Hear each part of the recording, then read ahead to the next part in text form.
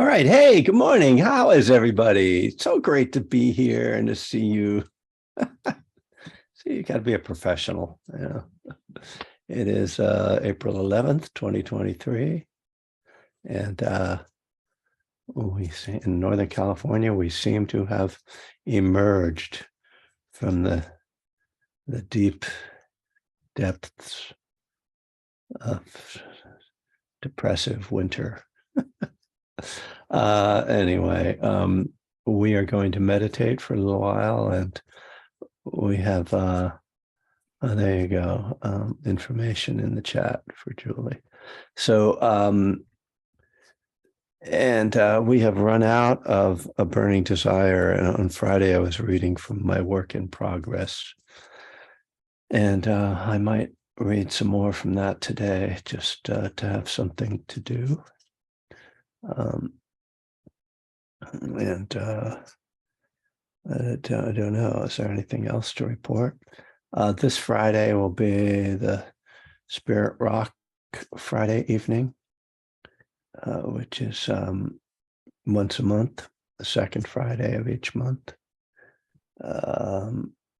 Actually, and tomorrow will be the second week of the Four Noble Truths of Recovery for the Barry Center for Buddhist Studies. I'm looking at my calendar. There's a couple things in May coming up. Some live things in the Bay Area, but nothing else this month other than the usuals. Maybe an extra thing here or there. In any case, we should start sitting. And there's still people coming into the Zoom world here. I hope everyone is well. We'll do some metta, maybe even start with that today for my daughter's friend's brother who had a surfing accident and is in the hospital.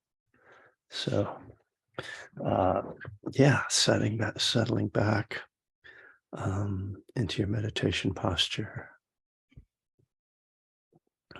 coming into stillness and connecting with the breath.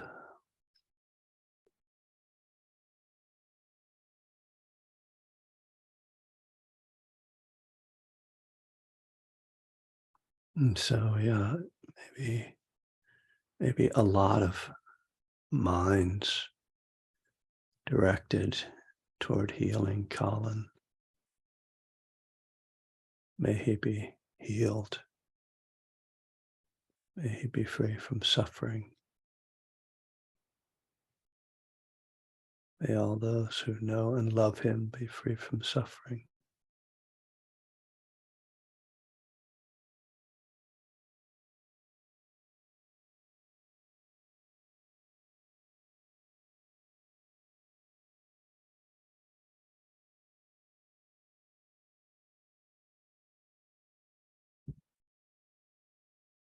Letting your body soften.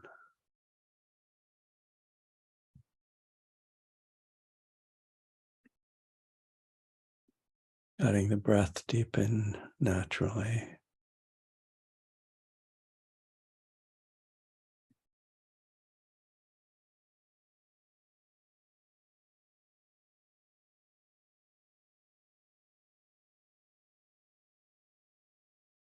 Just being present for the felt experience in this moment.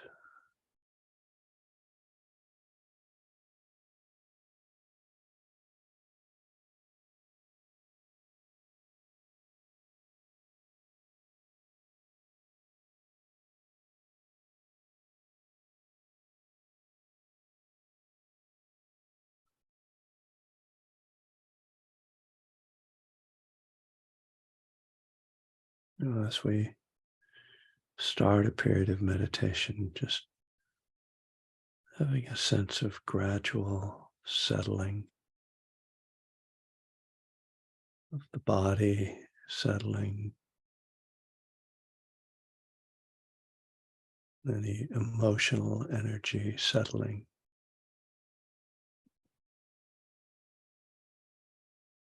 Of the mind settling.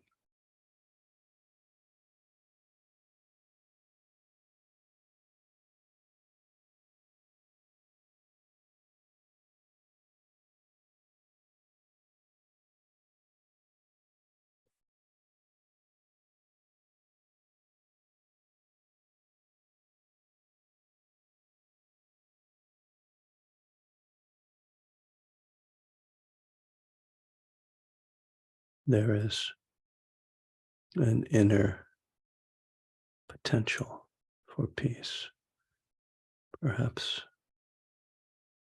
it is always there, just to be connected with.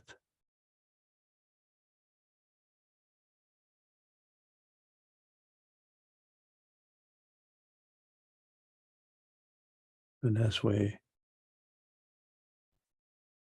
calm the mind and body,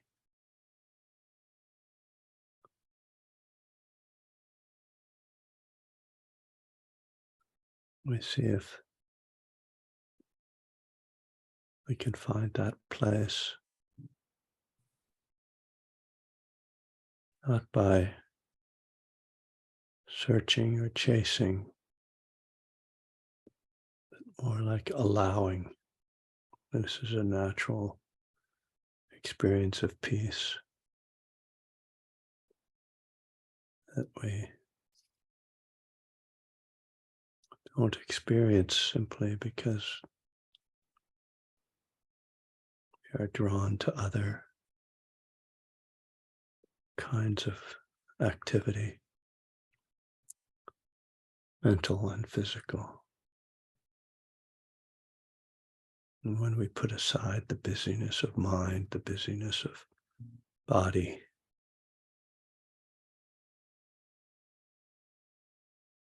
place of peace becomes much more naturally accessible.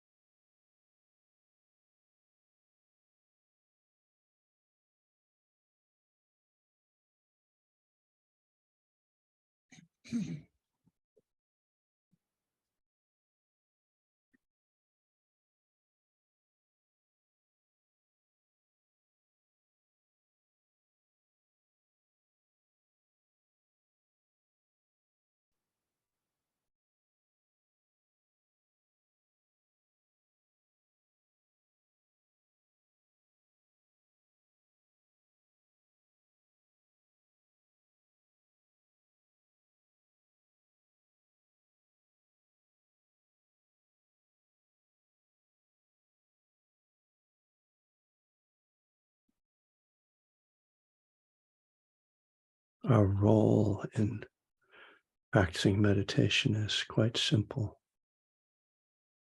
It's to try to be mindful. And when you become aware that attention's drifted into thoughts or other distractions, to gently come back. The gentleness is a vital aspect. If we kind of get frustrated or try to push ourselves, we just create more inner disturbance. So like the gentle rhythm of the breath. We find a gentle rhythm to the mind as well.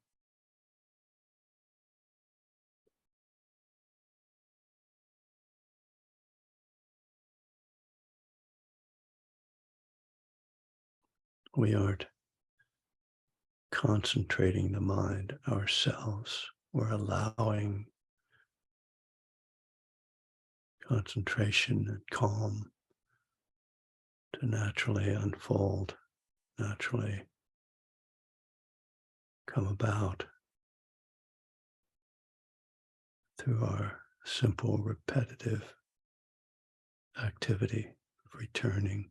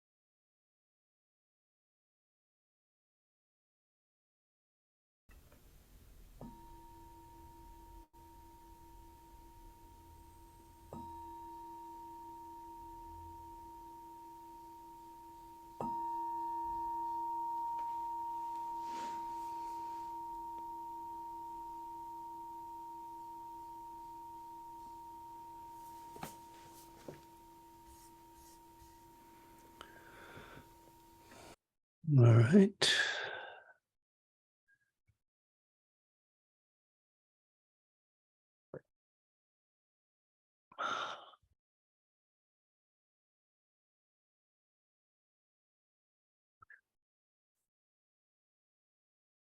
So, um, I mentioned that I started reading from my work in progress, which is about the Anapanasati Sutta, and uh, and then I have a little hesitation about using that in an ongoing way because it's not recovery oriented. It's strictly really a meditation exploration, and but I'll probably use it at least for a while. Maybe pull out some other things. Kind of.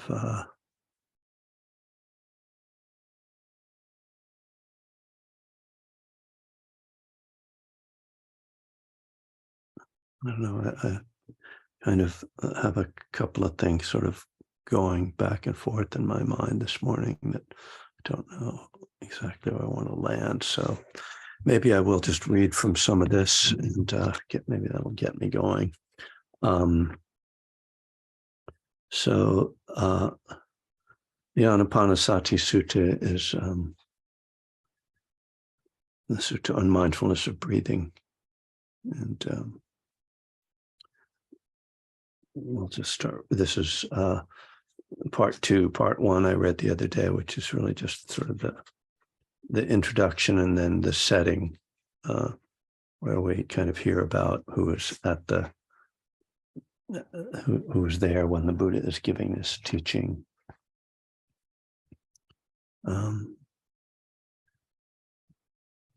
So part 2, the 16 steps. Part of the elegance of the Anapanasati Sutta is the simple structure. 16 instructions divided into 4 tetrads of 4 steps each. The 4 tetrads parallel the 4 foundations of mindfulness: body, feelings, mind states, and dhammas. The first 2 instructions are only about the breath. The succeeding 14 include mindfulness of the breath combined with mindfulness of some other object. There is a kind of rhythm to these instructions, as each step tells us to bring mindfulness to the in-breath and its partner object, then the out-breath and its partner object. Just as the breath swings in and out, the music of the sutta flows as well. Before we start our journey through the 16 steps of the sutta, I want to discuss various foundational elements to meditation practice, as well as some of the preliminary instructions. Time and practice. Time is the often unacknowledged prerequisite to any meditative progress. People seek out the ideal meditation system with the belief that it will work like a pill. Just follow the system and you'll get the results you're after. That's a very materialistic and mechanical way of looking at meditation. And while it's true that different techniques may tend to bring different types of results, and this all varies from person to person, there is no substitute for time. The more, the better, generally speaking. It's a cliche that we live in an instant results culture, and it's obviously true. With this attitude, people want quick outcomes with minimum input. A 1-minute meditation is good. A 1-breath meditation is better. While some small benefit might come from such brief efforts, no serious meditative practice can be done so quickly. That's simply not how meditation works. I think of it as spiritual time or sacred time. It works at its own pace. There is no hurrying the process. No matter what wonderful meditation practice you adopt, you're going to have to put in significant time to reap any results. Not only that, but you're going to have to keep putting in time. This is probably why there are very few accomplished meditators in the Western world. So when I say you need to put in time, how much am I talking about? Let's start with one example: Theravada monastics. Their tradition requires that they take a 3-month meditation retreat every year called the Rains Retreat because it was done during the rainy season in ancient India. For a Thai forest monk, they would need to do 10 of these retreats before being assigned the title Ajahn, which indicates that they are now a teacher. 10 3-month retreats. Very few of us will practice that much in our lifetime, much less in 10 years. So we know that the upper range of time is really limitless. When I go on retreat, it usually takes anywhere from 2 to 4 days to, quote, settle in. That is, for it to feel as if I'm getting quiet, focused, and gaining real clarity and insight. That's 3 days of silence, each day involving something like 6 to 8 hours of sitting meditation, as well as applying mindfulness to all activities with no outside distractions. That's a start. Once I get settled, every succeeding day helps to carry my practice deeper and wider. Note, too, that 10 days is a standard length for a lay retreat. On longer retreats, for some reason, it seems to take longer to settle in. So on a 3-month retreat, it might be a week or two. Even then, though, settling in is relative. At some point on almost any retreat, something in your mind or some external event or interaction will trigger a flood of thoughts and feelings that seem to destroy all the accumulated calm. This can actually become a valuable opportunity for working with internal disturbance, but at the time, it just feels overwhelming. In daily life, time is more at a premium. I just try to sit for at least 30 minutes in the morning, but if I stretch it to 45 minutes or an hour, I can clearly discern different effects. If I add a second sit in a day, I get even more out of it, but I don't always put in the extra time. Why not? The challenge of meditation is the beginning. Oftentimes when I start meditating, I feel agitated. My mind is busy, my body unsettled. It doesn't feel good, and I don't want to do it. It takes faith and determination to sit through that and get to the other side. Faith, because I have to believe that it will get better. Determination, because I'm essentially fighting against the strong tendency to stop. I almost have to intentionally remind myself that it's worth it, that if I put in the time, my meditation will get deeper and clearer. Of course, many people face the more practical obstacle of busy lives. With responsibilities like work and family to take care of, people feel a time squeeze. With the advent of remote work and being constantly connected through the internet, we can get to a point of overwhelm. This is another argument for disconnecting and meditating regularly, but maybe it doesn't feel possible. Even when we do have time after a busy day, we might not have the energy to practice, but rather collapse on the couch and watch TV or read Twitter.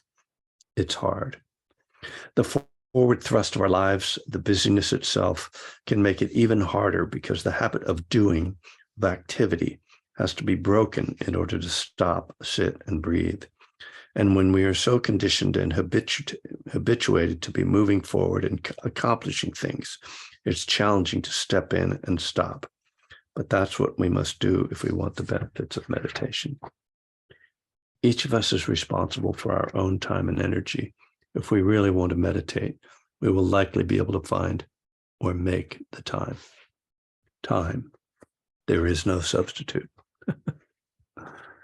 So interesting. It's, it's something that I often talk about, I think there's another piece in the book somewhere about time, because when I talk about concentration, I have a section that's called time, stillness, and silence.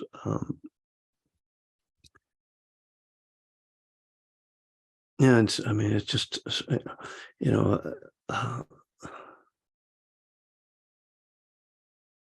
it's such a simple idea, it's such a simple thing. And to see how, how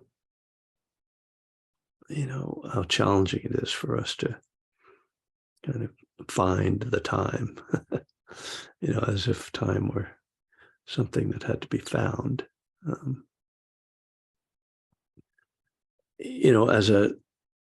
As I move deeper into old age, I'm also I mean, there's a lot of natural reflections that tend to happen, but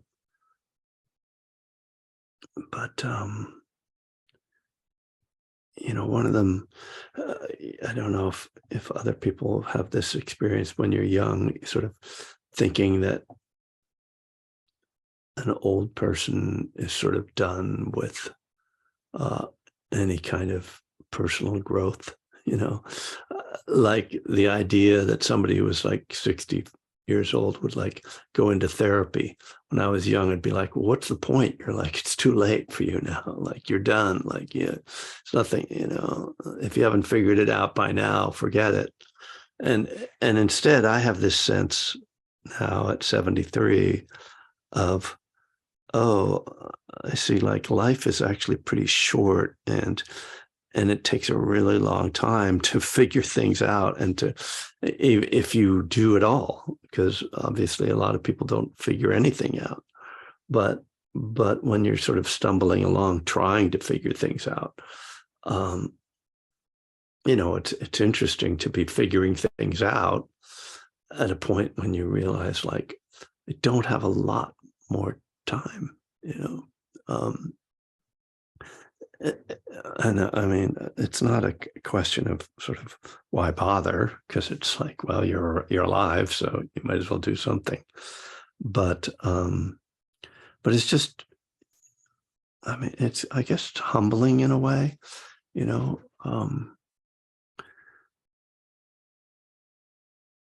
And no, I don't really have. I'm not sure what question I'm asking. I definitely don't have an answer. But I guess, there's some element of comparing mind, and I think talking about monastic, the way monks and nuns practice, brings that up a bit. Um, that sense of, are you doing enough? Have you done enough? And then, as an addict, as a recovering addict or whatever, you want to call yourself, to realize just to have survived and given up the most destructive behaviors was a huge challenge. So to think that there should be some, advanced spiritual attainment might be expecting a lot. So, uh, so I guess I don't have a lot to offer this morning. Maybe in a bit of a negative mood, so I apologize for not being able to be a little more inspiring. But and and I don't want to. Hopefully, I don't start getting into a. I don't want to lead you into a negative discussion. Maybe, and one of the things I've noticed in this role of so-called teacher is that, what I put out often comes back. Like when I can talk about joy, like the group tends to get more joyful. But when I'm like, man, you're in a bad mood, it's like everybody gets like, oh yeah, me too, or whatever. Because, it's so easy to tilt one way or the other with our minds. And that's why, I said before, I think before we started recording, that I'm just in a hangover from watching Succession. It's like my mind is so, like, it is very susceptible to outside influence, shall we say, perhaps more than I would like it to be. Easily disturbed, mentally ill, potentially mentally ill. So anyway, I'll open it up and see if anybody can contribute something that will uplift the group today.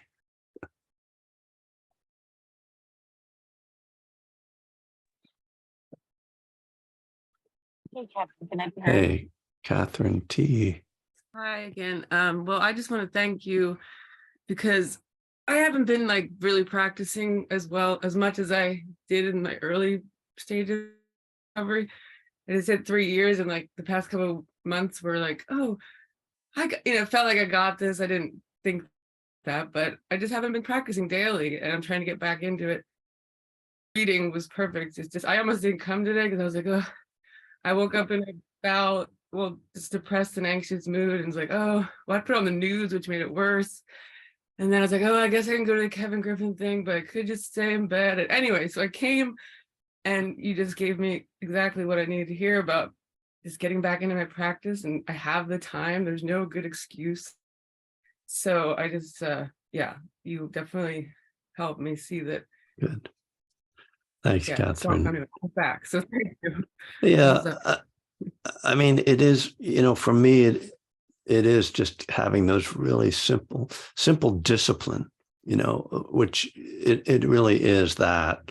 And it's not like some harsh discipline, but it is or I could even just say a simple routine. It's like I don't drink and use, and I meditate, and I try to take care of myself, in just standard ways with diet and rest and exercise. It's not like hugely demanding. It's not like going and living in a monastery and getting up at 4:00 in the morning and chanting for 2 hours and not, only having one meal a day. So it's not an ascetic practice. But yeah, I mean, and the good news for me is that simple effort invariably gets me through. There can be the moods that come and go, but they don't really stick as long as I really take care of myself on those multiple levels. Oh, good. I'm glad that was some value there. Steve, I think you had your hand up next. Yeah, I appreciate it when people struggle to come up with something. I can my wife watches that stupid thing, Succession. She's totally into it. And so horrible. Oh my God, I just get blown away by it. But when you were talking about meditation, and I sent over in the chat that to me, meditation is the key to recovery. But when I get stumped, what I do is I pick up your daily reflections book, and what you were talking about earlier. If you look at today's daily reflections, I was thinking about the one paragraph where it says one of the Buddha's teachings called the second dart. Gives a simile for this understanding. He says that ordinarily when we feel physical pain, we add to it with our mental pain. So when you were conversing early on, and it just came to me that I read this morning, really at 4:30 in the morning. Reflect on that a little bit, because we get mental pain that can turn into physical pain. Yeah. So it's the duality of it is interesting, but no, I appreciate it. You're a teacher and you want to come up with some stuff to teach us, and you're teaching us by having a struggle to teach us. As simple as that. So thank you. Good. Thanks, Steve. Yeah, I mean, the second dart, I know it's interesting that, the Buddha puts it just in terms of like the physical triggers, the mental, but absolutely, I mean, not just the mental triggers the physical, but the mental triggers further mental. That's where it's also, you have a negative feeling, and then it triggers more negative thoughts, and the negative thought triggers more negative feelings, and so it can all stay internal without entering into the body at all. So, Polly.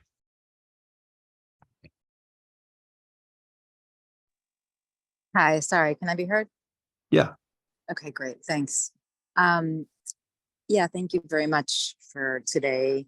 I really appreciated the discussion about time and putting in the time, and it's been really helpful to me, your suggestions about meditating more than once a day, because that for me feels a lot more manageable for some reason, at least at this moment in my very early stages of practice.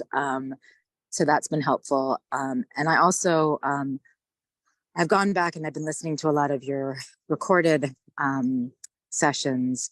And so I'm sort of in like the February area at this point, and there's been a lot of discussion about the, intentionality of thought, and sort of the whole idea that thought is as important as action, or actually more important than action, is Right. one of the ways that you talk about it, and which I really found incredibly helpful, and just really helpful because it's always been a conflict for me in the 12-step program, the kind of like what I always feel like is kind of an obsession with action. And like sometimes it's felt like like it was like act even if you haven't felt yet, just like act, just do something. And I always sort of felt like, am I allowed to just like feel the feelings first? And so I really have appreciated that, re-emphasis on thought, and somehow it feels connected to the time thing. I guess that's why I'm trying to bring it up, is it feels connected to the time thing, because I feel like when you talk about just kind of meditating more, meditating is like the act of inaction. So it feels like it's, it's all about, I'm not saying anything that people don't know. It's just all about, thought, all about Yeah. thinking about your thought, looking at your thought. And so, it is hard to, to get myself to meditate. And as you described it, it's hard for exactly the reasons that you said, which was really helpful. Just the idea that like, it doesn't feel good in the beginning, Mhm. especially if you're agitated. And so just kind of having that awareness just helps to be able to say, oh, that's what's happening. This Yeah. just doesn't feel good. Like Yeah. I can live with that. It's not going to kill me that it doesn't feel good. So yeah, anyway, I just wanted to kind of, these are all just things I've been sort of seeing in the stuff that you have been putting out there that's been really helpful. So Mhm. I wanted to express some appreciation for that. Yeah. Thanks, Polly. That's actually helpful. That's kind of reminding me. Oh, yeah, there were some, some things in there that that I think are helpful. And this is a lot of my project as a teacher, is to really dig into some of and that's a lot of what this book, if it becomes a book, is about, is really dig into some of the almost mundane aspects of meditation that we tend to overlook. Like there's sort of, as I said in that piece, there's partly this way that we sort of turn it into a materialistic activity where it's just do this stuff and then you'll get these results. But also the way on the other end of the spectrum, we mystify it. Oh, well, you're just like sending love to all beings or whatever. And without really facing the just nitty gritty difficulties of every time I sit down, there's resistance. And if I'm going to practice, I need to get through that resistance. And how do I get through it? Well, faith and determination, and the faith is maybe the key thing. It's like, oh, I know it's going to get better. And I know that because I've done it before. So it's that faith is built not on a, magical belief system, but on experience. And so I know I just have to sit through this. This is normal. It's okay. And normalizing again that, like, okay, there's not something wrong with me. I'm not a uniquely bad meditator. It's just, these are normal things. And so many of those things I don't feel get talked about enough so that people can feel okay when they're struggling in their meditation. And, I guess, Yeah.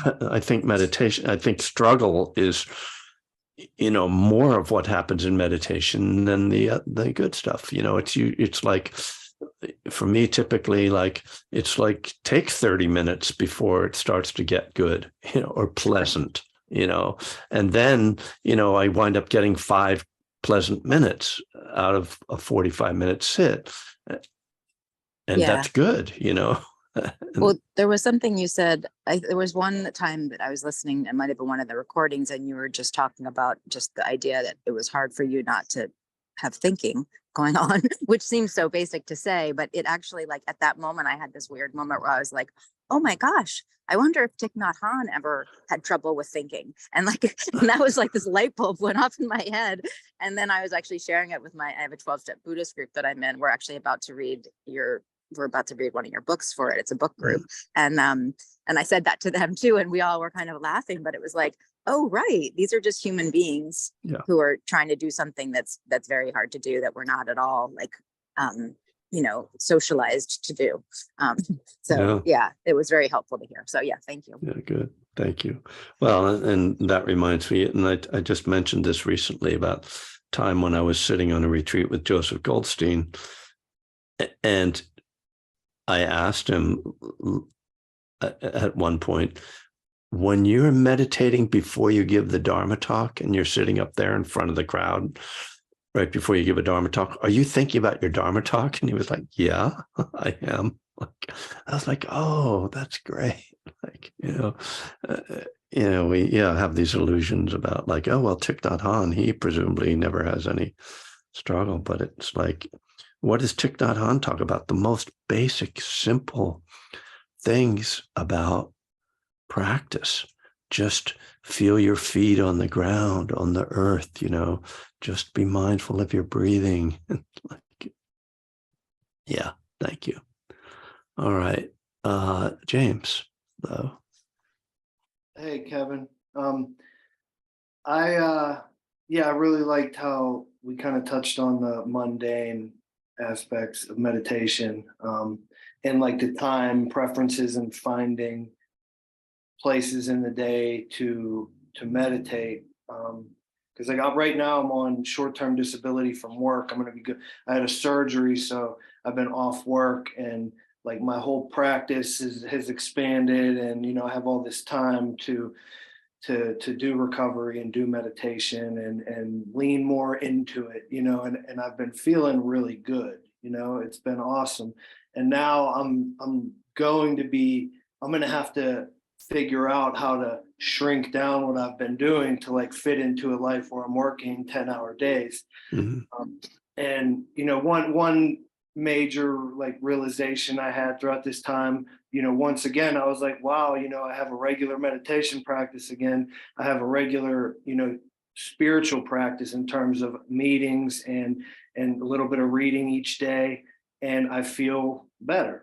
And, because like I'll forget as when I get back into the rat race of life, it's easy to forget, like, because that hesitation comes in that you were talking about where, and it's funny that you mentioned that, like, it's not just before meditation for me, it's almost before any spiritual endeavor, even as much as I know, like, oh, wow, this helps, and it, and in meetings too, like always, a lot of times before I go to an NA meeting, I'll have this like, I could do this. I don't feel like doing it. This definitely is not going to help the state of mind that I'm in tonight, hundreds of times. And then when I get over it, it's like, oh, wow, that's awesome. I feel better. And I remember over and over again what's happening when I step over that little hesitation, whether it's my disease, fighting me to get better or whatever it is. I mean, that's really good point though. Made me think a lot about that, because I do experience that almost before doing step work. I'm like, the resistance is there, and then when I'm in it, I remember what's happening. Yeah, I mean, it's the ego doesn't want to be challenged, and that any kind of spiritual practice is a challenge to the ego. It's the first thought that comes to my mind when you describe that, because I'm certainly familiar with all of that, and I think it's a really good observation, like that resistance. I mean, because it can also be resistance to like I don't want to go exercise or something too, But as for going back to work, I mean, one way to think about it, I talk about like the different seasons of our life. It's like now, then right now you're in a season of space and being able to take time, and then you're going to be in a season of work, and it's how can you, what spiritual qualities can you work on in that circumstance, like the quality of equanimity or maintaining compassion and kindness towards fellow workers, or patience within yourself, and also then maybe looking for little spaces. Are there spaces in the day? And as I describe in that piece I read, it so often like we just drain ourselves and then we don't have energy for practice. So, doing a 10-minute sit over your lunch break can be really refreshing, or sitting as soon as you get home from work before you've had a chance to like collapse, or getting up a little earlier, doing more sitting in the morning, or listening to a Dharma talk in the car on the way to work. So, it's really about prioritizing that, and seeing where you can integrate spiritual practice and teachings and things into your daily life. And you don't, you just hit it, it's like, and just touching on, I'm not going to take it much more time at all, but like touching on what Polly was saying too, like I have, a lot of times when I sit and a lot of people are like, oh, you must be so calm when you're doing that. And I'm like, no, not really. No, sometimes every once in a while, it'll happen. But what I realize is that the more time I put into practice, the calmer I am throughout the day, like it manifests in my life. And I have also found that when my life gets to the point where I cannot fit in 20 minutes to do a meditation, it's unmanageable, and I'm having problems. So that's it. That's right. I mean, when I took my first TM class in 1978, they said, meditate 20 minutes twice a day. And if you can't find 20 minutes twice a day, then maybe you should look at your life. Like, oh, that's a good challenge right there. Thanks, James. Thank you. All right, man. Debbie, hi. Hi there. Thank you so much, Kevin. You offered so much for us to ponder today. Something that came to my mind is that I believe there's a teaching that the mindfulness that we apply to our life supports the mindfulness that we can cultivate in our meditation. And the mindfulness that we cultivate in our meditation can support how we are mindful in our life. And so a lot of times I kind of have this thing right now where I say to myself, well, number one, my breath, I'm not here unless my breath is here. So my breath is always here. So no matter what I'm doing, one of the first things is to, I feel my body. I just feeling what's here. Is it tension? Is it ease? Is it calm? And then I open, to listen to my heart, what's here. And then I open myself to, cultivating the mind, the relationship. And it's been so powerful, because if I don't have time to meditate formally as much as I can in a day or so, I can bring that mindfulness. How am I walking down the stairs? Am I holding my breath? Am I going with ease? These last 2 weeks have been very challenging. We had to let our family dog go. Mm-hmm. And that final ride to the hospital to give him one more chance. It was so hard, and he was so struggling in the car, and I was so upset. And I was able to come to a point. I stopped the car and pulled over on the side of the road and opened the door and just pet him and soothed him. And I realized, what am I feeling? I'm feeling, this tension, this sadness. I know he's struggling. What is my heart? What is the heart calling for? It was calling for compassion and caring. And the rest of the ride, I just started, like, without even knowing it, chanting compassion phrases for him, to him, and wanting to do Tonglen, taking in his suffering to relieve him and allowing that to diffuse. And it was quite miraculous as he slowly settled, you know. And Mhm. then when the actual time came, you know, when we were all with him together, and I said to my kids, I said, okay, we're done thinking, we're done asking the questions, we're done searching, we're done. The mind can't do this right now. Let's just all sit together with him and listen to our hearts. And when we did that, once again, in that hospital, for the first time in 3 hours that we were with him, he settled.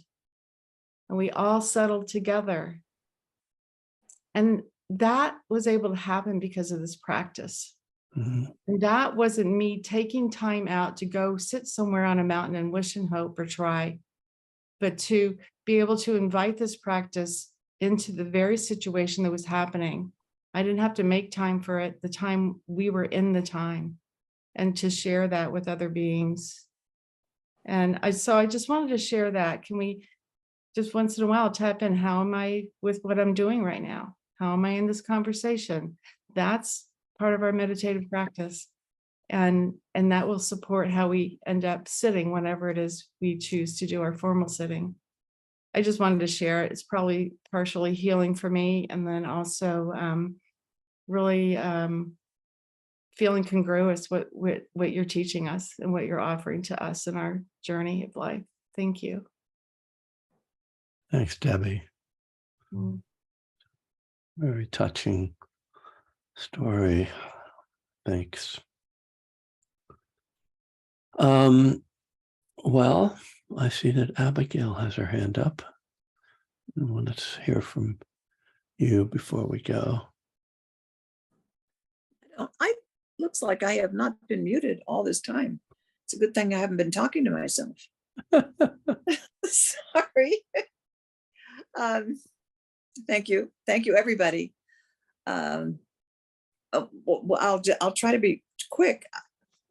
Not at all. Take your time. Thank you. You talked at the beginning that this wasn't related to recovery, and that's what I wanted to touch on.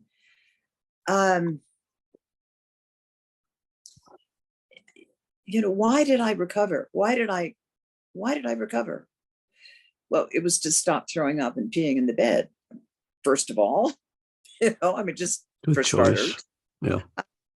But then, okay, so I don't do that anymore. I don't start fights with people. I don't fall down. I don't drive drunk. And the time goes on, and what's the point? And along the way of that question, it's not a complaint. It sounds like a complaint. It's not a complaint. It's a question. What's the point? One of the answers is, okay, part of it is to heal past wounds without the fix of alcohol. But then, and then I met you, and this path opened up. Mm-hmm. And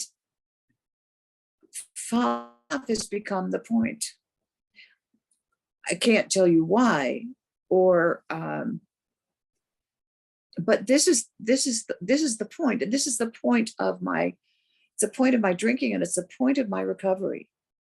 It's not separate. It's not ever separate. Yeah. I don't meditate to stay sober.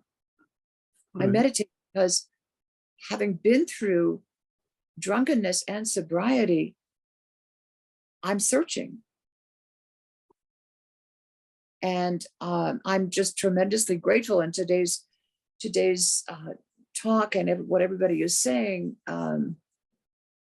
yes, having to say goodbye to a pet, dealing with the situation in my house, which is unbelievably difficult. Yeah.